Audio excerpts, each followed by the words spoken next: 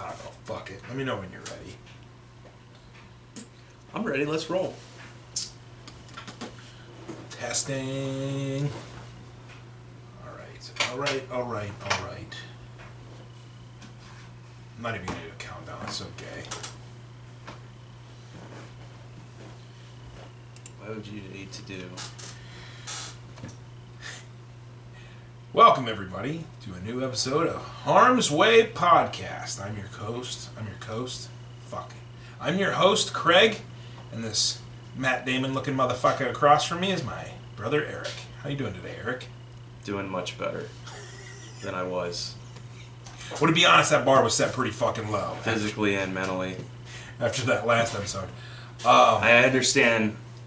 I got a little hot. Yeah. Oh, I just meant also But your hiatus. Y'all need to understand. I don't give a fuck. So, anyway, we're back. Episode 9. Episode 9. We'll go ahead and explain that first. I don't want to jump around too. Explain what? Our hiatus, if you will. Yeah. Our 4 to 5 day. Yeah, we were out about a week while I was dying. Eric had the butt spits. Yeah, I got mugged by COVID or some damn thing. I don't know. He had I a still quick can't one. find my wallet. You're me. Yeah. So, a couple days. I know a couple people had been hitting me up saying, "Hey, when's the next one coming out?" Well, all 5 of you. So we figured we got to get back to it, but also I need you at 100%. I don't want you on here. I couldn't do that. No, I would have been absolutely miserable. We took some time. But I feel a lot better now. I had to take care of some other stuff. Going through a lot right now.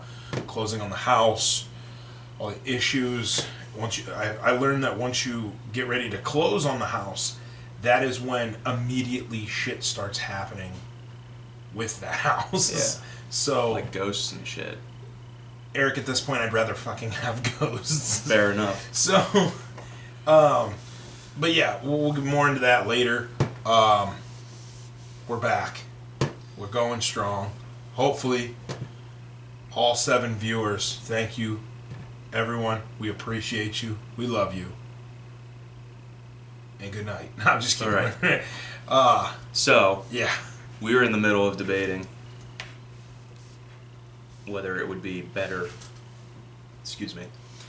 What would be better? What would you rather live with? I think the question was, what would you rather live with? Ostriches or kangaroos? The scenario, if you will, that I laid out was a giant war happened and kangaroos had to fight ostriches, ostrichi, whatever the fuck it is. Who are you pulling for to win? Who would you rather see win? Because you could live with them. I said ostriches. You'd rather see ostriches wipe out extinct kangaroos? Well, I feel kind of bad because they're kind of No. cute. Anyway, the last thing I had written down, I don't have my notepad with me, but the last thing I had written down was ostrich eggs. Okay, that's I have fair. no idea why I wrote that down. But I think, to be fair, it might have had something to do with the fact that they're massive, and you can feed a family of 5 with one of them. Yeah, or one of Craig, but yeah. Now, kangaroos, Where's their eggs? they don't produce eggs. No. So another reason why I'd rather have the ostrichi around. That's catching on. So, For sustainability. Because if you've had an ostrich burger, right? I don't think I've ever had an ostrich burger. Ostrich meat is very good. Jerky. I've actually had One of the things kangaroo jerky. Yeah. And I loved it. Yeah. It didn't taste good. I just loved that I was eating that fucking species. Those little, what do they call them? Outback rodents? Little dirt rodents. Felt good chewing them up. Ostrich burgers are really good. You are correct about the eggs. Who doesn't like... I mean, that omelet, it would be bananas. Just fucking crazy good, too. Because the egg's the size of your head. No, they are, if I'm not mistaken, very strong, right? Like, it takes, like, a hammer or something to crack those eggs. Like, isn't the ostrich egg the egg that people are, like, standing on? And they're like, oh, look at me, I'm so cool. Yeah, I think you're right, but But still, we could find a way to open them. Milwaukee makes a grinder. So, we can... Yeah, I get it. But ostrich burger is very good. I've had them quite a few times. Yeah. I mean, I imagine you can probably, like, crack it open with, like, a nail. So, I'll put it this way for you. I feel like the sustainability or the contributions from a healthy population of ostrichi would be more beneficial to humans. Like, you know, I'd eat them, you know, that's cool. But I feel like I would feel way better eating kangaroos on a regular basis. Not for the health benefits, but like for the like, hey, I fucking won. I can hunt you. I can shoot you. Okay, so it's an ego thing. 100%. Not a utility thing. Well, no. I haven't really given my answer yet. Yes. I don't know, man. I'm more utilitarian than that. It's more of a practical thing to have ostriches around because you could eat them and their eggs. And they're big, and you can see them from a long way off. Because a kangaroo, you kill it, you eat it, it's gone, right? Ostrich, you can have them keep producing eggs and, you know, making omelets. And they're also 600-pound birds. I mean, yeah, they are pretty beefy too. It's a lot of, yeah, they're like big flightless cows. But like the processing of them, produce eggs. They're mostly legs and neck. It's like the best of them. Like it's just a giant midsection of meat. So it couldn't be that hard to like butcher and stuff, right? I don't think so. It's almost like, I don't know. Yeah, I don't know. I might be thinking about this too much, but it's almost like. Do they hunt those? Ostrich? Yeah. I don't know. Is that ever I would think? Other than the army guys that went after him with a machine gun. Does anybody ever like to be a part of that those things? I don't know. Yeah, that would have been incredible. Like, I feel like hunting them would be hard unless you're taking, you know, a vital midsection shot, because those things are big. A headshot on them, like Christ Almighty, would their heads are pretty big. Yeah, but running at 45 miles an hour. Who says it's running? Oh, I don't think you can sneak up on them. Well, I mean, you could, because a lot of them are like pompous, and they're like. I feel like most ostriches are just assholes. They're just peacocking. Kangaroos too, man. Just peacocking around. Those fuckers. I would. Till they get domed by. I tell you what. I'd probably put stilts on my legs and like dress up like an ostrich just so I could fight kangaroos in that war. That's where I would contribute. I would feel good. So you just see this fat dude on stilts carrying a fucking AR, because that's the only thing I'm gonna do. They're like pecking at each other, smacking their heads, and I'm just, you know, picking them off, man. You really hate those things. I hate kangaroos. I've always hated kangaroos. Not my favorite. Do they touch you? Show me on the doll. Should I turn it over?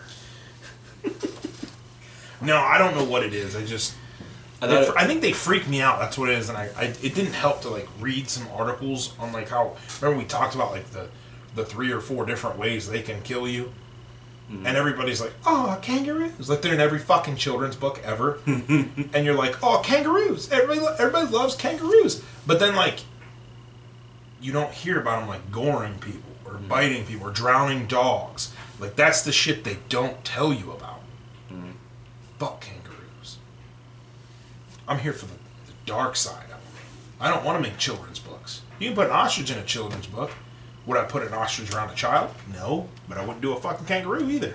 I thought it was funny how you were like, at the end of last episode, you're like, we need to take a step back, really analyze this situation. And then we were gone for a week. Like made it like it was, that's what we were thinking I stepped about. so far back I almost died. Eric stepped 14 pounds back. So he was pissing. I don't know. I just remember Mom and Dad's house was probably the worst place to get sick like that too, because one bathroom, and you already have. It's like a fucking jail cell. Yeah, you already have like a plethora of people under one roof like, that use that bathroom quite a bit. And I'm so sick of the clutter. I'm so sick. That's why I always swore to myself I would never have. Like Rachel and I, we lived in one place, one of the 6 places or whatever we moved since I lived with Mom and Dad. Only one of those places had one bathroom. Yeah, like I've always said, like when it comes time to buy a house, like That's one thing I won't. You have to. Well, actually, I can get away with it because I'm going to be alone forever, so whatever. But if I ever did have a family, can't compromise on just having one bathroom. So I'm going to be alone forever. That's just like the dumbest fucking thing you can do. I feel like the coolest flex, though, is like if you did move into a house with 2 bathrooms. Because you could just be like... Yeah. I mean, like, that would be... I've never been in a situation... And compromise on the bathrooms. And compromise on the floor falling apart. And compromise on the roof getting ripped apart. But I need fucking bathrooms. I didn't compromise on a driveway that's at a 45-degree angle. Oh, God. Fucking... No, I don't know how Mom and Dad... And the weird thing is, like, their basement was set up for a bathroom. Just like ours is here. But they never... Like, that was never a priority on Dad's list. Like you open that door now, it looks like a landfill in there. Yeah, like a fucking 30-foot above-ground pool was, like, higher on his list. I don't want this to turn into an episode where we're just shitting all over Mom and Dad. Oh, I'm not shitting on them. Because I do it all the time. Right to their face. How have you not been kicked out? That's what I want to know. Because Dad co-signed on all my loans. It's like, you came from my loins and I can't turn you loose on this world. Fucked. He's in the 9th circle of hell right now. Oh my God.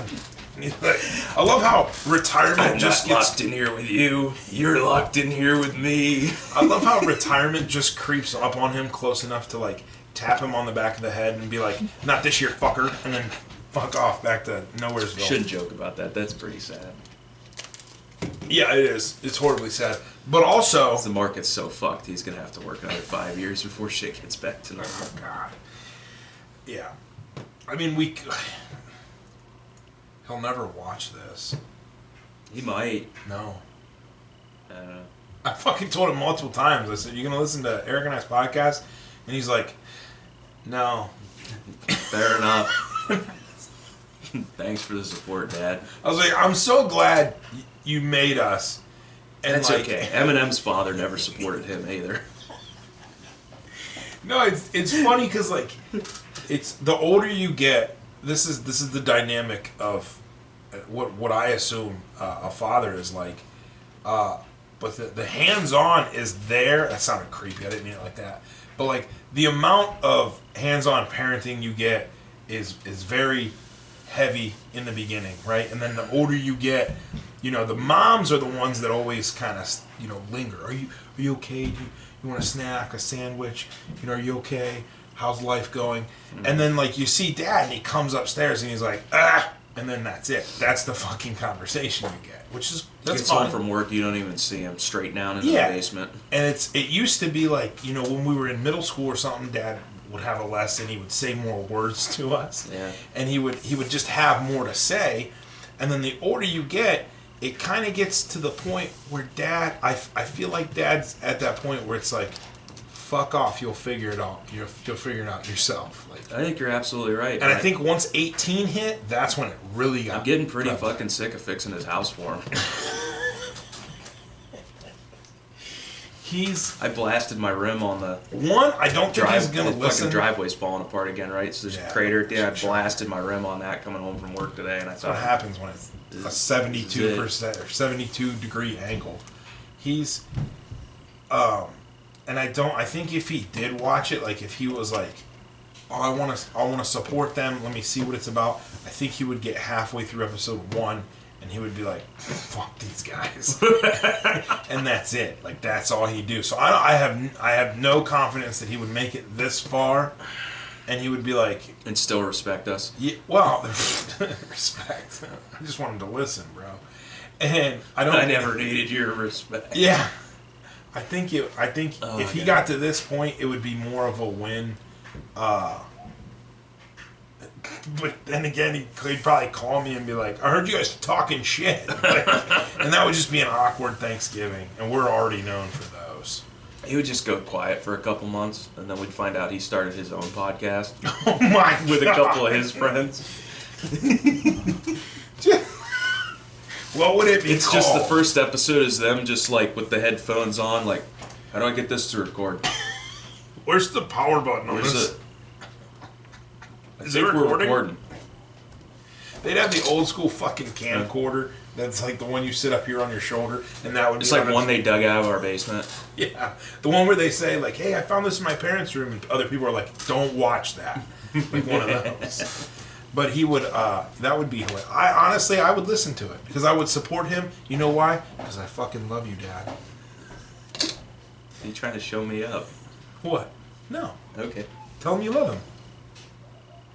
He's not gonna listen to this. No, he absolutely won't. That's right. You can say whatever you want. Dad, your mustache is shit. Like,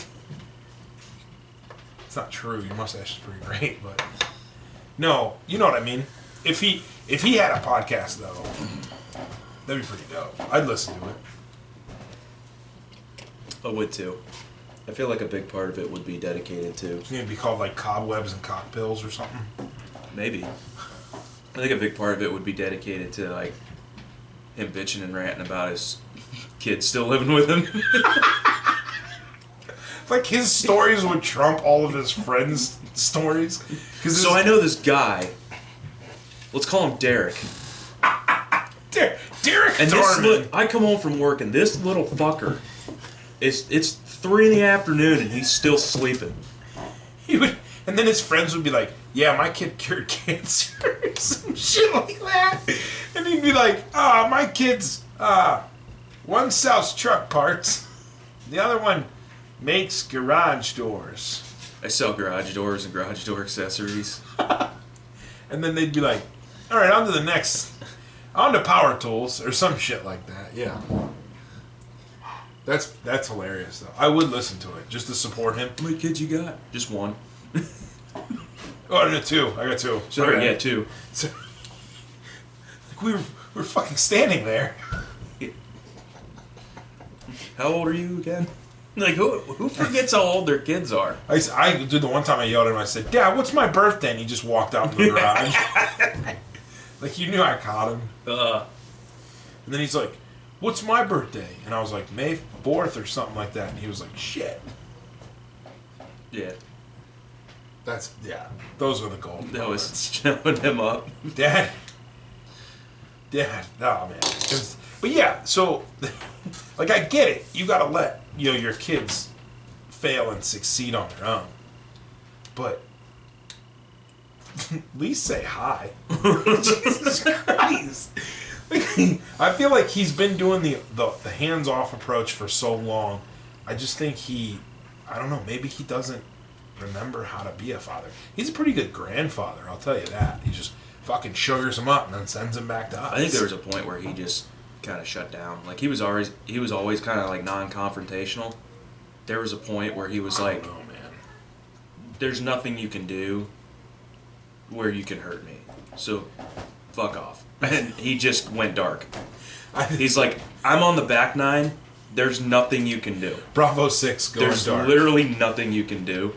So do whatever you want. I don't care. Just leave me the fuck out of it." I respectfully disagree on the non-confrontational part. I think he's non-confrontational with Mom. I think that part of him died a long time ago. I've seen Dad be uber confrontational to like a fucking Denny's manager. Dad is not someone I would label as non-confrontational. Like, that's not on his fucking wheelhouse, man. In his wheelhouse. He can His confront. priorities are just fucked up. Oh, from day one, bro. Day You one. kidding me? That dude got out the Navy and he was like, "How can I ruin my life further?" He didn't get the tattoo, though. Pick your battles. Seaman. I'm gonna choose to go after this Denny's manager. Dad, that's the greatest part. He would teach us. He'd be like, "Pick your battles," and then he would immediately run into a fucked up battle. He wasn't going to win. Would I rather fix my house or go back to work for another 3 hours? I'm gonna go back to work. See you, honey. Kids, I forget your names, but I'll see you tonight. No, Dad did what he had to do, and I respect him a lot because He's a hard worker. We did learn a lot from him. He's also very calculated and handy. Yeah, dude. Handy, not handsy, but handy. No, handy. He had that old busted up truck, and Dad's mechanical knowledge with cars was like non-existent. Say, when he helped me do the starter on my F-150, when I think I still lived there, and I was like, "You ever done a starter before?" I remember that. And he's like, "No." And we did it on the street. I remember that. It was down on the street. Stupid. But he had the alternator went out, and this was pre-YouTube. So like, you know how we like shit fucks up now. We want to fix it. Like we can watch you. Oh, how do I do my brakes on a 2004 Honda Civic? Like he didn't have that shit. And it's that 97 F-150 he had. The fucking alternator goes out. And he just looks at it for like 15 minutes, and he's like, "Fuck it." He buys the alternator, takes it apart, puts the thing. And I know alternators aren't that bad. But as young as I was, or we were, I thought that he was fucking king of this world when he did that shit. I was like, how did you... I remember... He was very... I remember watching him. He replaced the alternator in his green F-150 that he had. That's the 97, yeah. Yeah.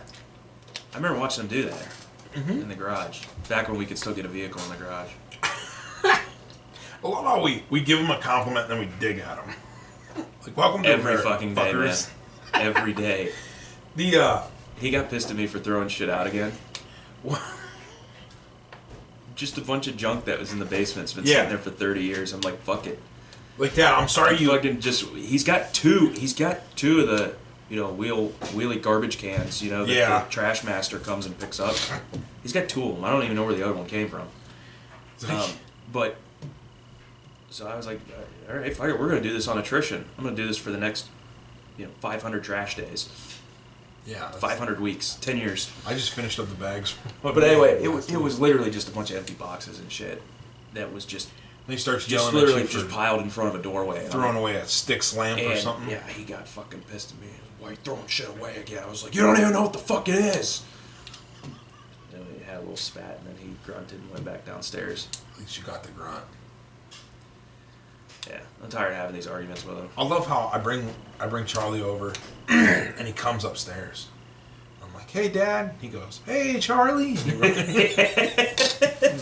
And I'm like, "All right, bye, Dad."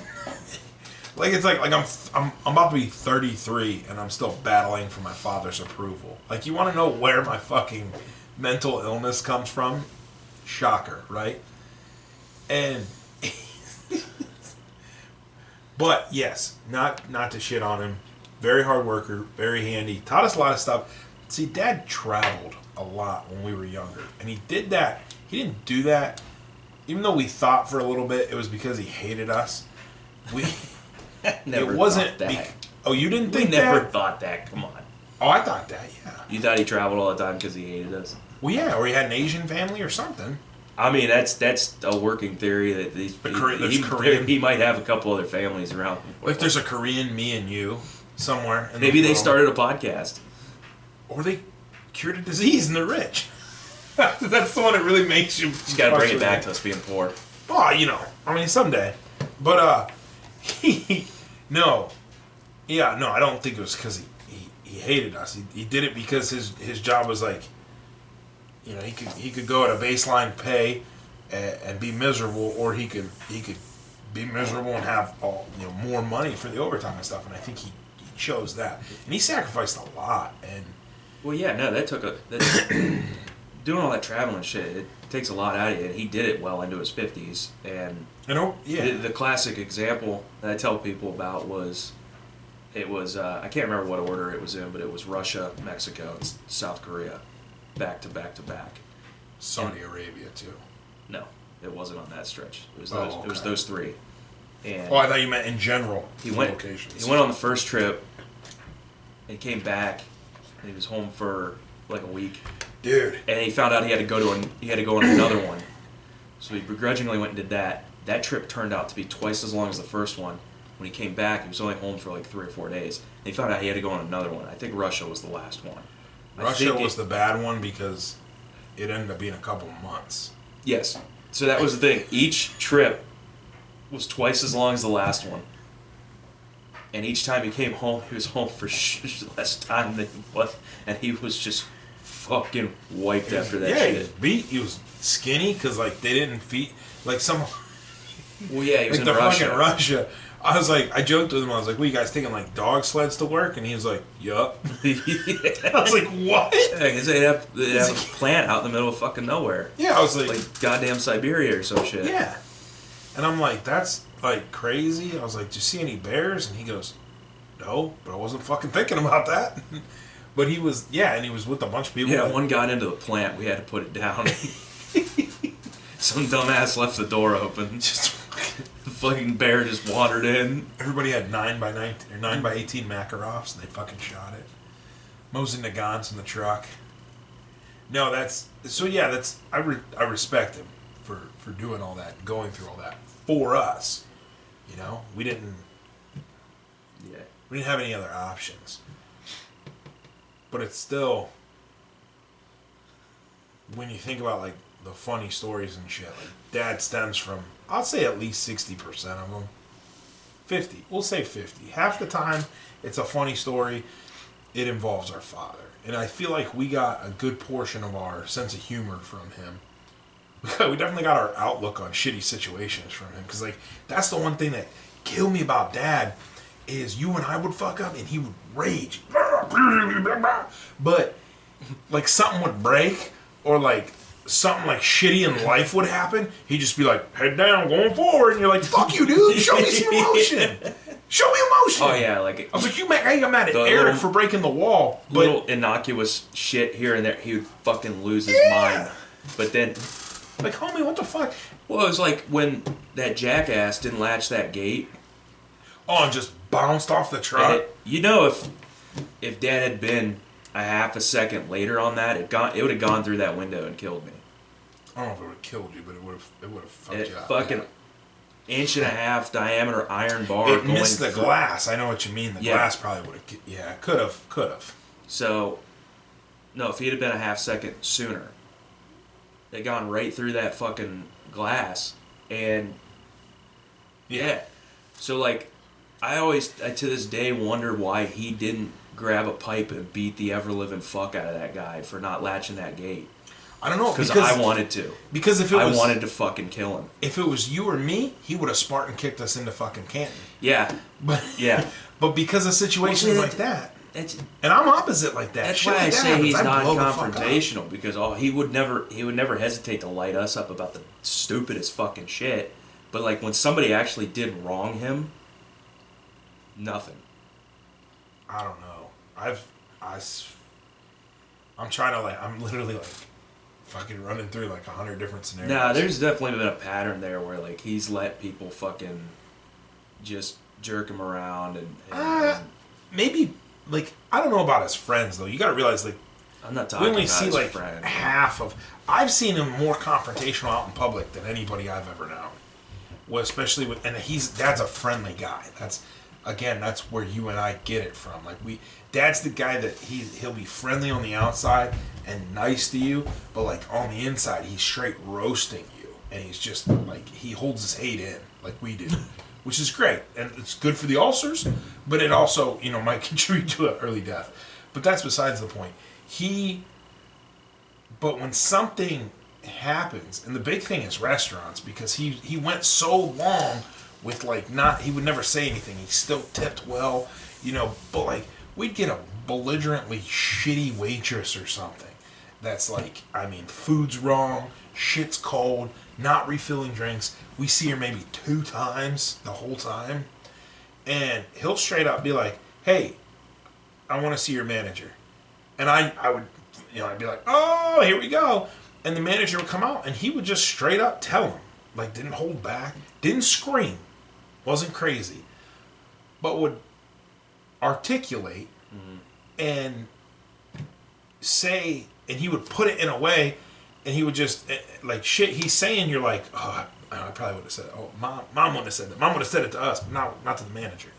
That's what I mean by confrontational. That, he had no fucking you remember the qualms about his boat? Getting confrontational with you and me. You remember his boat light getting smashed? Yeah, it was that shitbag. We'll just refer to him as shitbag. Yeah, that's fine. Shitbag almost died, but yeah. Yeah. He chucked the badminton racket. No, that was me. I hit you with the badminton racket. he threw a baseball bat and just smashed the boat trailer light. Yeah, okay, yeah. It was the boat trailer light. But it's like things like that. If that had been you and me, we got fucking annihilated. But like, we used to run when shit like that. Any reasonable person would have been like, would have gone to that kid's parent and been like, "You're fucking paying for that." Like, yeah. I'm not gonna be a dick about it. You're fucking paying for it. Yeah. Or I'm gonna fucking call the cops. I'm gonna press charges on your little shitbag. Like, it doesn't, like, that's what the reasonable response is. And he couldn't even fucking do that. I think that's shit like that would happen. Choice, though, shit Eric. like that would happen to him. I don't think that's him not wanting to be confrontational. I think that's him saying, I think that's kind of old school of just him, giving him a pass. Now, if that same kid would have, like, busted up the TV or something like a fucking light, like, that's, what, $14? Like, that's not that big of a deal. Those lights weren't expensive. I know what you're saying, but I don't know. I guess we might have to just agree to disagree with that, because I look at it on a different spectrum that you look at it on. But I don't want to, like, play it off like Dad let people walk on him, because I don't think he did that. You and I don't fucking let people do that. To us, at least.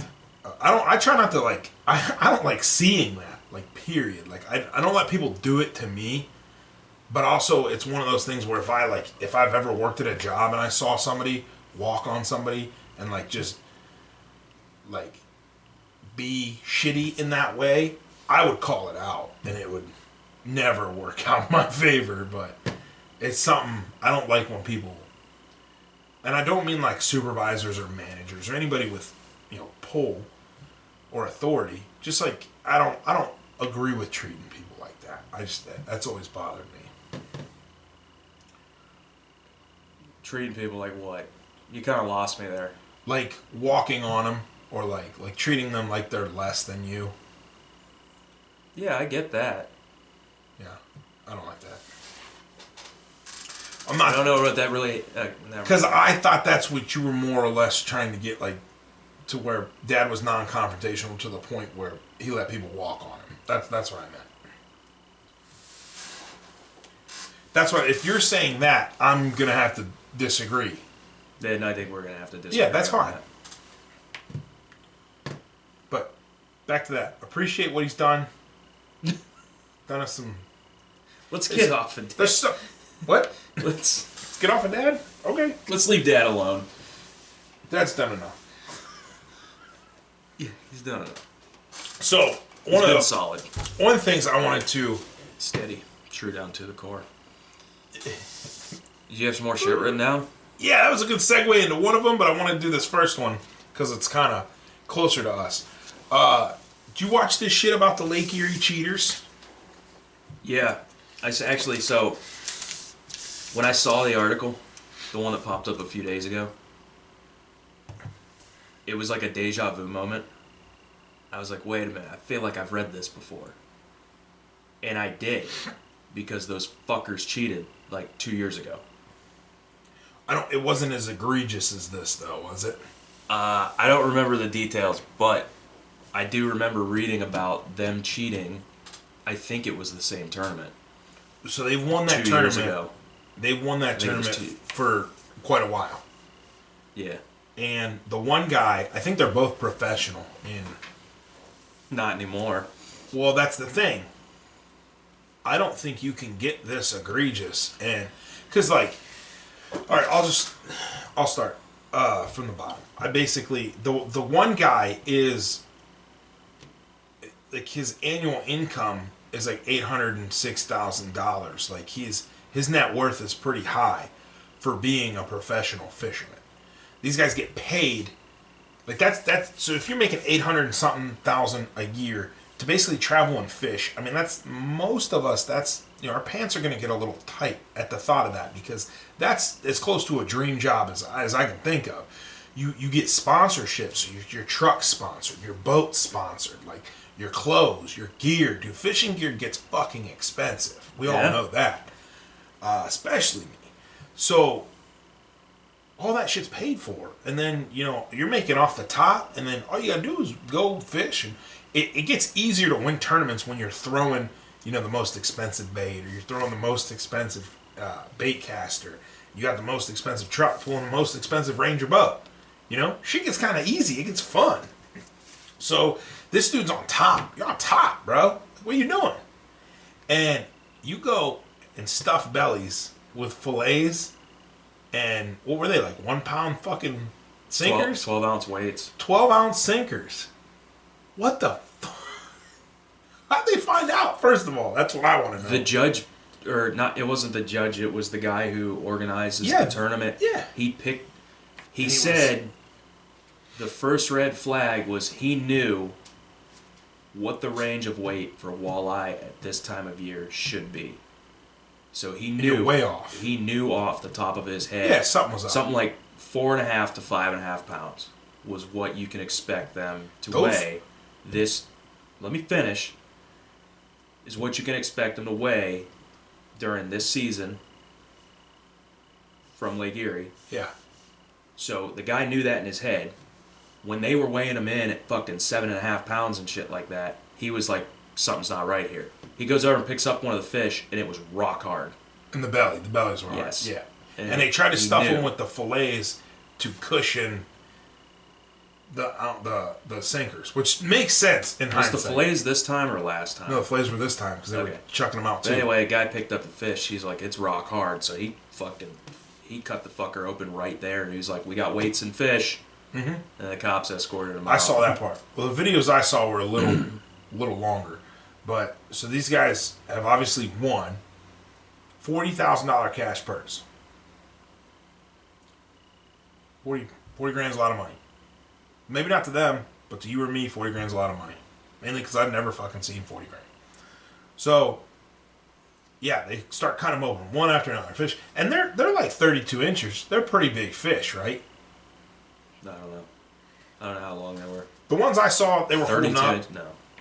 32 inches? 32 inches? I don't know. They're pretty big fish. So, maybe not. Mid 20, anything above, I don't know, Grandpa used to fucking catch massive 31-inch steelhead, you know, up in Maumee. So, I would think the ones they're holding up to me looked about that. Maybe, we'll say 28s, whatever. Not going to get stuck on it. But, those are massive fish. I've not caught walleye that big. I don't understand the process. Like, how would you not get caught? Like, they think they're just going to dump them, weigh them. And especially 12-ounce sinkers, like, you're quite... I think... I didn't see what they landed. I think they were significantly above the next guy. The last tournament... I can't remember what year it was, but it was within the last few years. I think it was the same tournament. You know, sometimes they'll make the guys take a polygraph. For a fishing tournament? Yeah. No, I did not know that. They will actually. Is that a real thing? Yeah, they'll actually make them take a polygraph to make sure that they aren't lying about how the fish was procured. What the So, because another big way to cheat is catching fish ahead of time. Yeah. And they'll store them. Yeah. On the boat. Yeah. And then they'll turn those ones in at tournament time. So I guess that's happened a lot in the past or whatever. But yeah, they'll actually fucking hook these guys up and make them take a polygraph to try to... Good God. And these guys failed. That's when they got in trouble last time. Wow. They got polygraphed and failed. Just for a fucking fishing tournament. Yeah. I mean, I've heard of people stashing. Well, it makes sense now because these fuckers have been cheating probably every fucking year. Well, that's the next thing I was going to get into, but the stashing is one thing, but I don't know. Weighting the bellies is fucking nuts to me.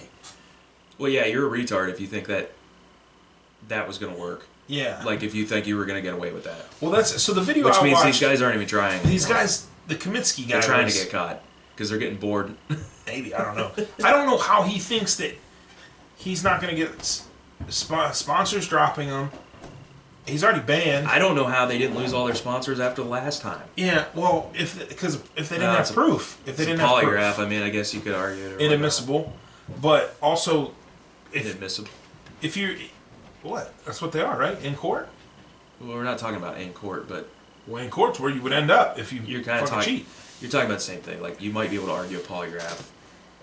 They didn't have physical proof, though. I assume. I could be wrong. Fact check us or not. Don't. Weights in the belly is a lot more concrete than going off of a polygraph. They cut him open and just kept pulling him. Just kept pulling him, and then put him in a crate. You know, fillets and. Well, it's not. Yeah, it's like you. And the guy's just standing there, blank faced, 1,000-yard stare. Like, I don't know if in that moment he thought his world was all that crashing trash down. in Lake Erie.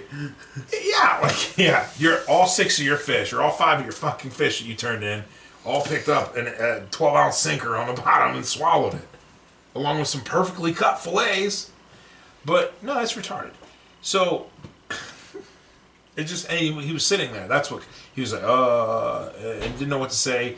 And then the organizer guy or manager, whatever the fuck he is, he's telling people not to touch him because I guess one of the guys that was videotape, I sound old as fuck, recording, come up and he's the guy that they've beat out. He got second place in that tournament past however many years, so he missed out on $40,000. He goes up and he's yelling at him, and so that guy's telling everybody, "Get back! Don't touch him! I got the cops on the way." And well, they did say there might be criminal charges this time. Oh, they've already been. I think they've already been. I saw their some type of mugshot from recently on the Kamitsky guy. I don't know if I'm allowed to say his name, but fuck him. It's in the news. Yeah, everybody knows he's a cheater. Well, that's the thing. So I don't know how they. Well, but what happens? Do you call into question every win? Because these guys have a lot of wins. First of all, the little dude. I don't know where the little dude went. The Kamitsky guy is the one I saw to like stick around, and he was standing there as he was dropping the sinkers out of their bellies. The little dude, I don't know where he fucked off to, but they gotta have hundreds of wins maybe in a couple years that they've been doing this. Because when you're sponsored and that's what you do, you just travel. It gets cold. You go to the winter. You go to the fucking Keys and fish. You go wherever there's tournaments and shit, and they still have that stuff. Maybe they're. I don't know. I don't know how you can have guys like that in those tournaments ever again. No, they're probably done. That's what I would think. After this one, they're probably fucking done. Like I said, the polygraph might be a little bit of a gray area and whatnot, but this is like there's a history of cheating. Now this, it's like they're fucking done. I think they're done. Yeah. One thing I did see is I saw how people alter their measuring like sticks or whatever that they have on their boats. Like some of them have like a live well where the thing comes up and there's a measuring stick.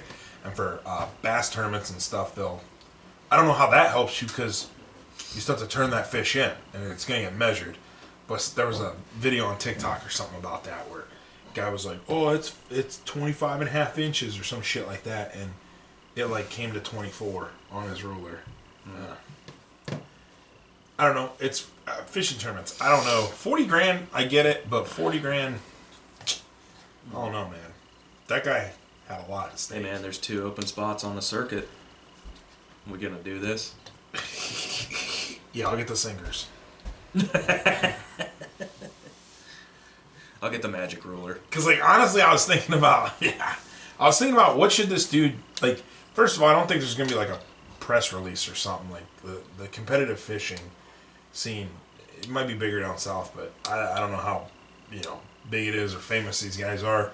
But how should he play this? Who, the guy who cheated? Yeah, Kamitsky guy. Whatever the fuck the name is. Blame it on the other guy? The little guy that disappeared. Yeah, he gone. Little Travis, he dead. He's in a ditch somewhere. Them guys got to him first. How should he play Florida, it? Disappeared during the hurricane. Oh, God. What did you say? How should he play it? Should he own up? Yeah, I mean, what are you going to deny it? No. You can say somebody else put those weights in those fish? Yeah. What you can say those fish ate those weights? Biden did it? I don't know. Don't start. You yelled at me for that the other day. So I would I think I would play the villain. I would be like, you ain't cheating, you ain't trying. Yeah. And it's not going to work out for you. For a long time. Well. If you weren't cheating, you weren't actually competing. NASCAR. I'm not going to, yeah. Is that even still a sport? That depends who you ask. I haven't watched a race in like 10 years. Which is rough because yeah, you were into it. I was into it too for a while. It's actually been like 10 years. I dabbled, but the problem is all our favorite racers are getting old, retiring, or dying. And I don't know. I feel like it's They're just all pretty much gone. It's different now. Like the guys we grew up watching. Oh, it's way different. It is not. It's not the same sport. I don't know. I haven't watched a race, but I've read a little bit up on it here and there. Like when they started looking at changing up the car again and doing this other shit, and it's just like foreign. It's just like the commercializing it's just like is a killing foreign it too thing to me anymore. Because they're grasping at straws to keep attendance up, keep money coming in, and that's all it is. Well, it's sad because you know you'll see pictures and shit of the races and the stands are just empty, just empty. Yeah. I mean, I don't even know what the going rate for a Daytona or a Richmond or a bigger track. Probably not that much. What it would be to get in. Bristol used to be like $30 or something, I think, when we used to go there. Maybe less. I don't know. Dad paid for that shit, but we were little. Younger. Not little. But those were fun races. I know Talladega. Dude, when we would go Dad to got Bruce, he got this sweet ticket package. It was $100. We were on the backstretch, which sucked. But really? But we were staying in the campground that was back there. So it was really nice. We were like, it was like a 10-minute walk from the tent to our seats. Oh, that was great. Sweet. We rented a porta potty. Yeah. They had a flatbed going around with all of them on there. We rented one for our campsite. It was great. And then dump it down so I can down. You ended up getting the ARCA race. At the time, it was the Nationwide Series with Busch Series race. You got the Cup race, and then you got all the practices and qualifyings in between. For the whole weekend? Yeah. Wow. It was, it was nice. It was $100. That is per person? Yeah. Oh, and you got food vouchers too. Oh yeah. So they had a bunch of food stands. So on the back stretch, they just have that one block of stands that's at the exit of turn 2. Yeah. Entrance of the back stretch. And I think it only went down like halfway down the back stretch. But anyway, all along there they had food stands and shit and merchandise stands and stuff like that. It was nice. It was really convenient. It made up for not being on the front stretch, but that was also the year that Edwards went up into the fence, so it's probably a good thing we weren't. It's a good thing we weren't over there when that happened. Yeah, maybe. So when we'd go to Bristol, there wasn't a seat. No, and that was during the time when they were just they were keeping track of consecutive sold out races. Because they'd have the spring race, it'd be sold out. They'd have the fall race, it'd be sold out. And that went on for years at Bristol. They turned out, yeah. Until, shit started falling off. I want to go down with... They ain't sold out anymore. I want to go down and see that. Keith and go to the drag strip that's down there. Oh, yeah. And watch them do. I know I think he still goes all the time. Valley. Yeah. So I'd like to go down, visit with him and his family, because we ain't seen him in a long time. And then take him to one of those. Because I feel like that would be super awesome. It'd be fun. But I haven't seen Norwalk. The tracks that you've seen. The drag racing at Norwalk. Yeah. Friend of mine at one point was talking about getting a bunch of us together to go down there. I miss dirt track racing. Deerfield. I miss going to Deerfield with Dad when him and Mom would be up there camping. Seeing the funnies or the goofy, whatever the fuck they call it was them. just that was just better. Sitting down by the fence, getting sprayed with dirt. Oh man. And that was back before I could drink. Now it's gonna be We gotta find a dirt. See, track. I don't know if is Deerfield still there? Like, if they still run races? I actually just looked this up the other day. It's under new management. It shut down. Well, no shit. It shut down in 2020. But somebody bought it and opened it back up, and I think it was just this year they started doing races again. Next summer So, we gotta go up. They might have some shit going on this weekend, next week. It's October. I mean, it's Guy I work with used to race there. Oh yeah, back in the day. Yeah, he said that place has been around for a long time. Yeah, I thought it was fun. I did forget about that, but I did look it up the other day because I was talking to somebody at work about it. How did we? We were just driving by, right? And Dad was like, had a sign. There's just the main and the camper was just down the road. I can't ever remember what highway that is. 250, 251. I don't remember, but on the right was campground, and then about a quarter mile before you get to the campground on the left, there was a sign that right Deerfield out, Raceway. Right out of the turn, the roundabout. I think it was right out of maybe a quarter mile out of the roundabout. Yeah.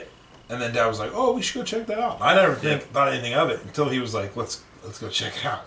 Because that's what I missed. I like that campground because of the shit we used to do. We were right on the lake. We used to go night catfishing.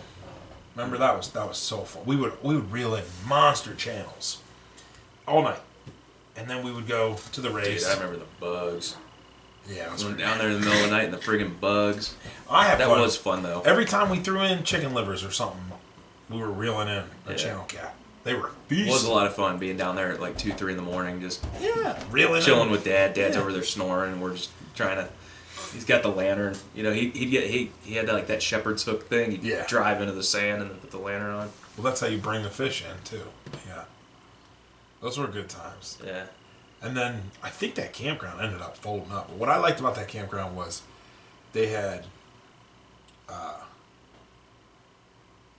path that went right down to their own beach.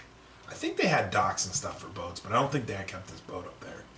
But it was just a nice trail that went through the pines, and then when you come out, it was just this secluded beach on Berlin. And it was good fishing. Berlin back in the day. Now, I don't know about Berlin lately. I don't know if they stocked it. I don't know. I've done zero fishing this summer, and I feel really shitty about it. Well, that lake kind of went downhill. They kept draining it over and over again. Like, you couldn't really... Well, Deerfield was worse. No matter how bad... Yeah, you are right. But that was really... Berlin dried up, Deerfield and Walburn got hit, too. Walburn was another really great fishing lake. Yeah. Best crappie, best perch.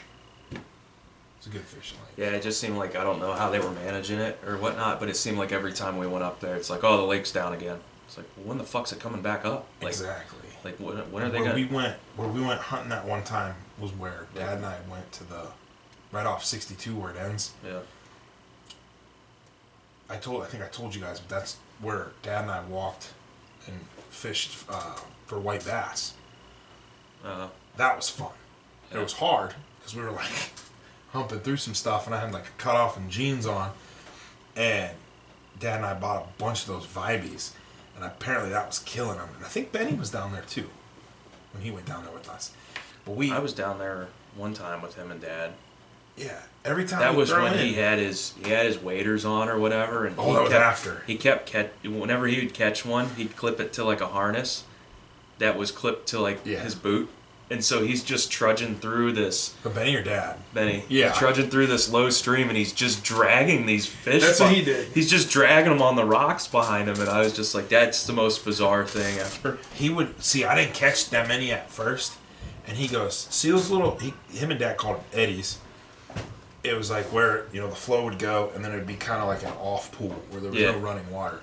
He's like, throw into there. So I throw, first cast, I'm yanking out a nice size white bass. And I'm like, cool. I put it on my stringer, because my stringer had like around my shoulder. That's what it was, a stringer. Yeah, he had his, but he walks the water. I'm on the edge. He was walking up. He gets in there, and he's I'm on in the there. bank, and Benny's walking up the middle of the stream. So I was like, what the fuck? And it was like the first 5 50 casts. I didn't catch shit.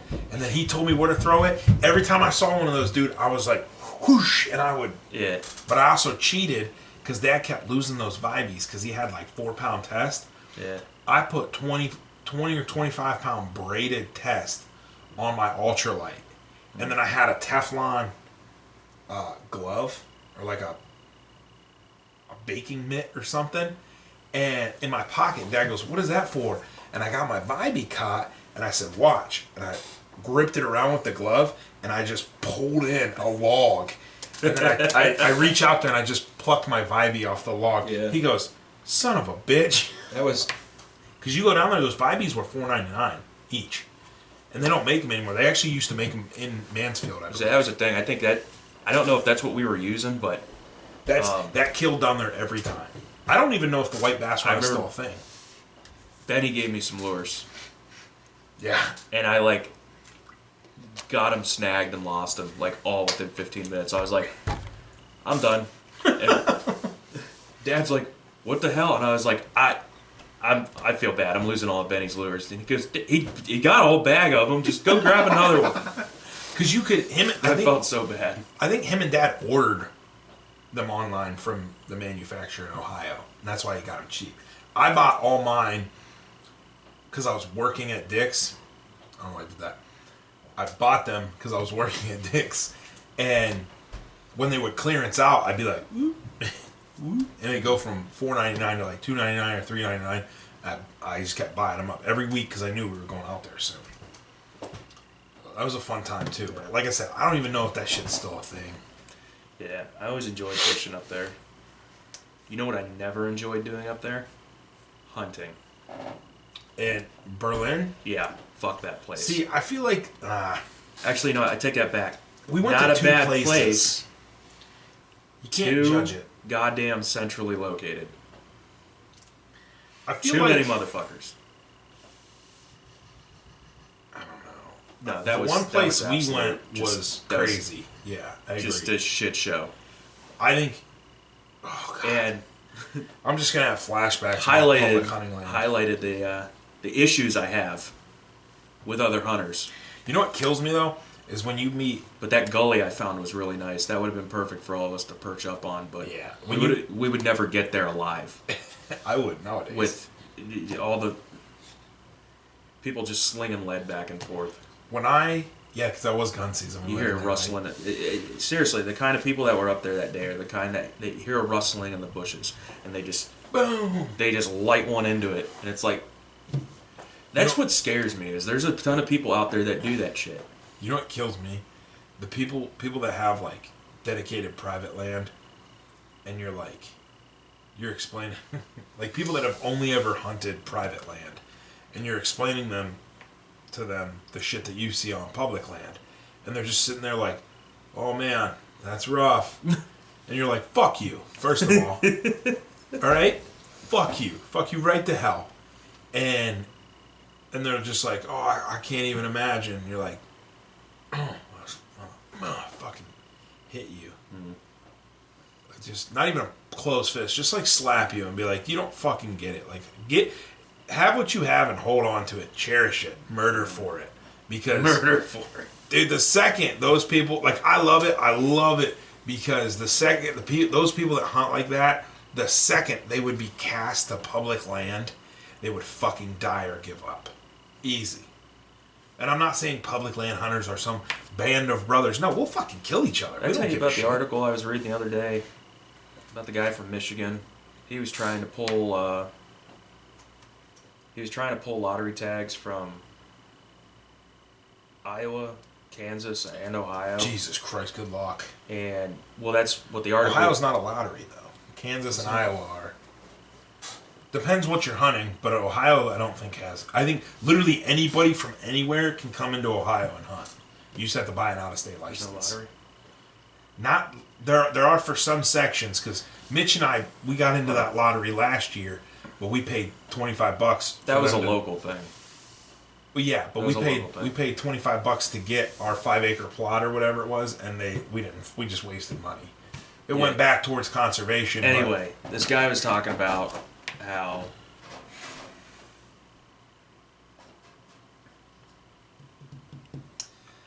I don't remember much of the details. The gist of the article was, though, that hunting on public land is getting worse. Oh, that's horrible. Public pressure is getting worse. And the guy was saying how, I think it was Iowa, he flat out just...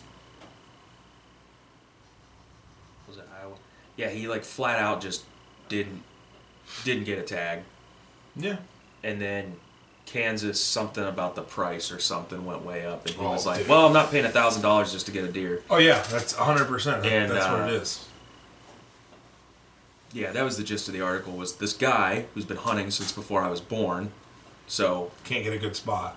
You know, he's talking about how shit's not like it used to be, and whatnot, and it's getting worse. The pressure's getting worse, and that's just all it was. And I remember reading through it. It was kind of doom and gloom for me, but so I don't get it. Like I said, this guy's been doing this for he's been hunting for 50 fucking years, and it's like I'm inclined to believe what he says. Yeah. But that was a summary of what he was trying to say, was that it's getting harder to, you know, get the tags and shit through the lottery. It's getting more expensive, and then you get out there and then you're finding out that it's just people all over the goddamn place. And yeah, I don't get it, because they're saying year to year hunters are dwindling. There's not that many people. A couple years ago when we started, that's what I was hearing too. When you and I, there's not as many people that do it as there used to. You know, like Grandpa's generation, everybody fucking did it. But they also had a lot more options to go. But I don't think it's. You had a farmer down the road that would let you fucking hunt there. That's the thing. Well, back in the 50s and nobody the 60s, will do that now. Guess what? You're the scumbag that every shot fucking major city that's within a couple hours of us was a tenth the size it is now. There was much more farmland. There was much more rural area and shit like that. Ohio is not a big state, and we got 7 major cities. Yeah. There's not a whole lot of like. There is, but there's not a whole lot of rural area left. Not compared to some states like Pennsylvania. I know what you're saying. Area. Pennsylvania's goofy also because they have game lands. Ohio doesn't. Ohio has public hunting areas and recreation areas. Mm. We don't have like fucking game lands. Like Pennsylvania will have game lands where it's like the Wild West. Like you can hunt, you can take 4-wheelers out there side by side. You can do whatever you want, or horseback. People hunt horseback and they just go, and it's literally like over 100,000 acres, or like 100,000 acres. Like it's counties is basically what it is, and they have that scattered throughout the state. They also have a more diverse population of what you can hunt. Ohio, in the grand scheme of things, doesn't have a very big or wide selection of what you can hunt, but they have those opportunities. And on those game lands, you don't have cities, you don't have towns, you literally have mountain ranges, you know. And Ohio has that a little bit, but I know what you're saying. We have a lot of land. We have a lot of It depends on what you identify as a lot. But if you had to ratio urban area versus rural area, I got Ohio, the ratio is not very good. You also have a lot of good land you can't hunt in Ohio. You have people from out of state that own 3,000 acres of what that they don't even see, and it doesn't get touched. Yeah, like Bill Gates. Oh, Jesus. And no, he owns a shitload. And then you have like subsidiaries from cities that own major chunks of land, and they don't do anything with it, and it just, you know, I don't know. There's 100 different ways that Ohio's kind of it sucks having to hunt public land, because like I've tried to get on leases, and I've tried to, you know, we've went fucking door to door before. That was the other thing the guy in the article said about leases. He said the price is just... It's getting the stupid. Pricing, he goes, you're retarded if you pay that. Well, not just that. Land in general. How can you have... This guy posted... Mitch and I are a part of... I think... Well, you're not on Facebook, but Mitch and I are part of a bunch of those land leasing and land sales for hunting and stuff. Group Facebook marketplace groups or whatever. And one of the guy was selling 50 acres, no mineral rights, no water, no electric, basically just 50 acres of land he was selling for $500,000. Yeah. And $500,000 with none of the rights conveyed. None of the rights. That's retarded. He and I don't know if he withholds rights or the person he bought the land from withholds rights. But why would you pay $500,000 for not even mineral rights? I don't. Do you think you should be allowed to split up land rights? Parcels? No, like mineral, water, timber. I think all that gets really weird. I think if you're going to do that, I think the reason people are still selling is because everybody looks at that as, oh, that's still 50 acres I can hunt. They're not thinking long term because a lot of like mineral rights, surface rights, and shit like that. They're giving you surface rights because surface rights aren't shit. You're still gonna make money off of it, but mineral rights are where the money's at.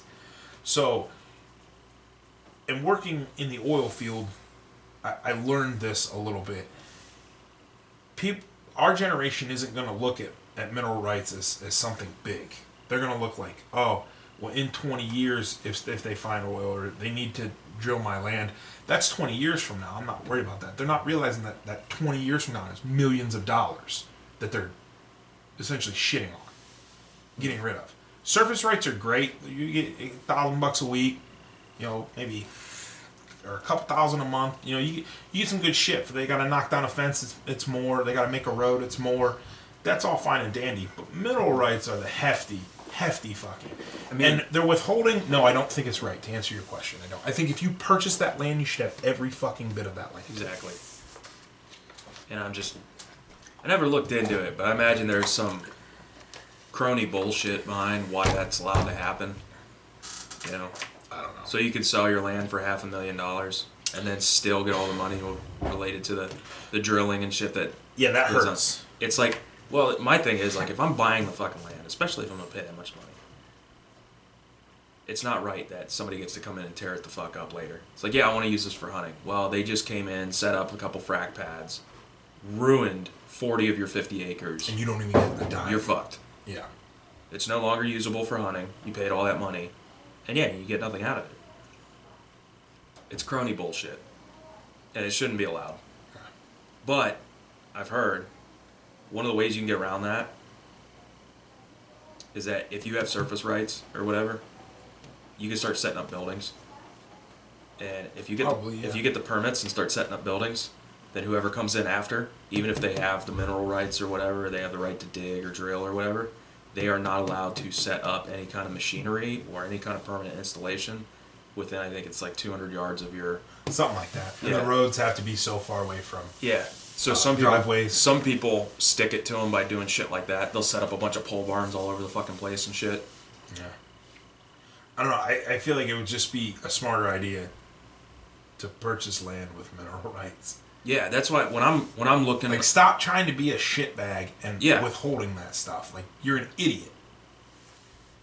You're the problem if you're doing that shit. Yeah, and when I'm looking online, I'm filtering out the ones that don't come with. Yeah, nobody rights because it's the same price. People are selling them without mineral rights for the same price as with mineral rights. That's what kills me. Not all the time. Sometimes, yeah. Sometimes I realize when I said you'll find something that's like, that seems like a good price. And you look at it, it's like no rights convey. It's like, okay. Well, no wonder it's a good price. Okay, and then you find something that's like, that seems kind of steep, and then it says all rights conveyed. I took it as they were adjusting prices without them. And, maybe I didn't think that through. But the point is, but I also don't think it's right to jack up like $100,000 for mineral rights too, or like add that on the top. No, we're 108, so I guess that's a good closing topic to do. I thought we were way beyond an hour. No, I thought that went pretty quick though. Pretty good episode back. We will be back in a couple days with, what number is this? Is this 10? This is 9. 9. Mm-hmm. So we'll be back this weekend to do 10 and 11. I'll try to have this one edited and put up as soon as possible. That's fine. Don't guarantee it's going to be tonight. No promises. But yeah. Tell them where to find us. We tend to not mention where the actual podcast is. But you can find us on Spotify and Amazon Music, as well as Deezer, Ghana, some other smaller platforms that I don't know the names of. That's a good point. We didn't bring that up. We always forget to mention where the actual... Yeah. But I feel like the 7 people that listen to us have found us already. But yeah. TikTok at HarmsWay8993. Instagram at HarmsWay Podcast. YouTube, HarmsWay Podcast. Find us. I don't think anybody's given us any type of feedback or comments or anything. Don't be afraid to do that. That's good. TikTok, we don't have a lot of stuff uploaded, just a few little snippets here and there. Same thing with Instagram. Yeah, more will come later. But give us a like, follow, subscribe, whatever. That's about all I got. We're back. We're back. We're back. This was a good one. No more hiatuses. No more hiati. No more AIDS. Hiati? Ostriches and hiati. All right. Yep. I'm going to go take a nap. Catch you guys later. Bye. Bye.